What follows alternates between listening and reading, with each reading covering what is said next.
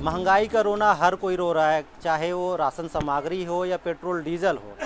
सभी के दाम लगातार बढ़ते जा रहे हैं और यही जानने के लिए कि इसका असर कितना आम जनता पर पड़ रहा है, दुकानदारों पर पड़ रहा है, यही जानने के लिए हम रायपुर के सबसे बड़े राशन बाज़ार गोल बाज़ार पहुंचे हैं। यहाँ की तस्वीर आपको मैं पहले दिखा देता हूं कि इधर देखिए दुकानदार हैं, इनके दुकान में चावल, गेहूं, तमाम प्रकार के जो राशन सामग्री है, दाल देखिए आप, इसमें रहड़ दाल, उड़द दाल, मसूर दाल, तमाम प्रकार की दाल यहाँ पर दिख रहे हैं और कुछ ख़रीदार भी आ रहे हैं। लेकिन पहले की जैसे जो पहले दुकान में ग्राहक आते थे उतने ग्राहक अब नहीं आ रहे हैं। ये बताइए कि थोक महंगाई बढ़ गई है कह रहे हैं, दुकान में भी हम देख रहे हैं कि पहले की तरह ग्राहक नहीं है।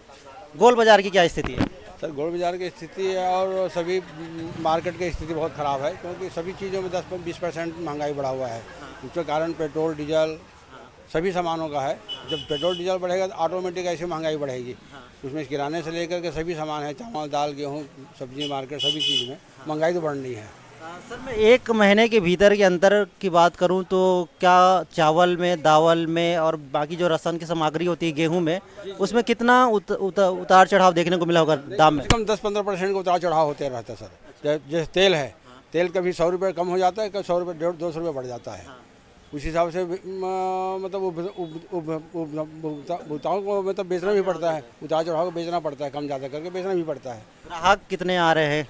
ग्राहक तो पहले से कम आ रहा है। आजकल बड़े बड़े मार्ट खुला हुआ है, डी मार्ट खुला है, XYZ मार्ट खुला, उसमें ग्राहक बढ़ जाता है। स्कीम दे रहा है, 1 का 2 दे रहा है, फ्री दे रहा है। तो बाज़ार में तो ऐसे भी पहले जैसे कोई मार्केट रहता नहीं है, ग्राहक आते नहीं हैं। और दूसरी प्रॉब्लम रहता है कि ट्रैफिक का समस्या रहता है छोटे छोटे बाज़ारों में, छोटे छोटे गलियों में, इस नाम से और मतलब नहीं आ पाते जी। सर, आपसे बातचीत करते हैं। गोल बाज़ार को सबसे बड़ा बाज़ार कहते हैं, लेकिन अब सबसे बड़ा बाज़ार कैसे कहें, क्यों यहाँ तो लोग दिख ही नहीं रहे? एक तो क्या है कि गोल बाज़ार बड़ा बाज़ार ज़रूर है। गोल बाज़ार के जो ग्राहक हैं वो गोल बाज़ार के व्यापारियों के विश्वास और उनके संबंधों के आधार में टिके हुए हैं। भले मार्ट खुलते जा रहा है, लेकिन गोल बाज़ार का एक अलग अस्तित्व है। आज भी शादी ब्याह के, जन्म मरण परण के सामान के लिए आपको गोल बाज़ार आना ही पड़ेगा। हाँ, गोल बाज़ार के अस्तित्व को आप नकार नहीं सकते। आप अस्तित्व को साइड में रखते हैं सर, ये बताइए कि थोक महंगाई का भाव बढ़ा है बोलते हैं, जो पिछले 24 साल में एक रिकॉर्ड स्तर पर पहुंच गया है, तो इसका असर गोल बाज़ार पर कितना दिख रहा है आपको? नहीं, महंगाई बढ़ रही है, बात सही है, क्योंकि सूचकांक भी बढ़ गया है और डॉलर के मुकाबले रुपये का मिलियन हो गया है। तो वो इंटरनेशनल मार्केट में तो मंदी दिख रही है, लेकिन यहाँ पे जो महंगाई है वो जो बाहर से आयात वाली जो चीज़ है उसी में महंगाई है। यहाँ के जो लोकल जो उत्पादन है उसमें उतनी महंगाई नहीं बढ़ी जो और दूसरे देशों में बढ़ रही है। और सरकार प्रयास करी, जैसे अभी पेपर में दिया था कि तेल वेल के कुछ कम करने वाले हैं, लेकिन अभी तो उसका कुछ रिजल्ट नहीं दिखा। जैसे बीच में मोदी जी ने एक मीटिंग करे थे, जिसमें व्यापारियों को बोले थे कि मुख्यमंत्रियों को बोले थे कि आप लोग अपना वेट कम कर दीजिए। अच्छा, क्यों? एक सवाल का जवाब दे दीजिए। ठीक है, मुझे ये बताइए कि महंगाई कम कैसे होगा, क्या क्या करना पड़ेगा सरकार को?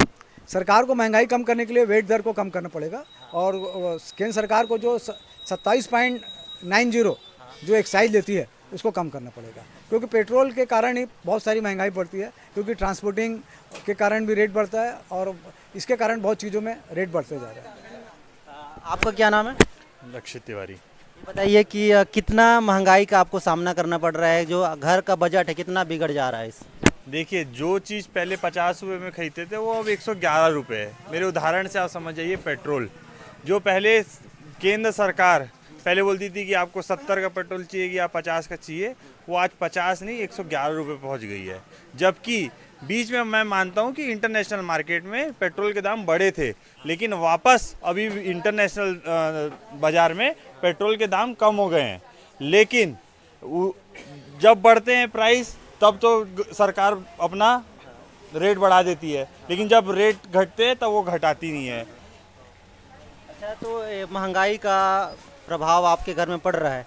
ये बताइए कि महीने में कितना लागत अब बढ़ गया पिछले कुछ महीनों की तुलना में?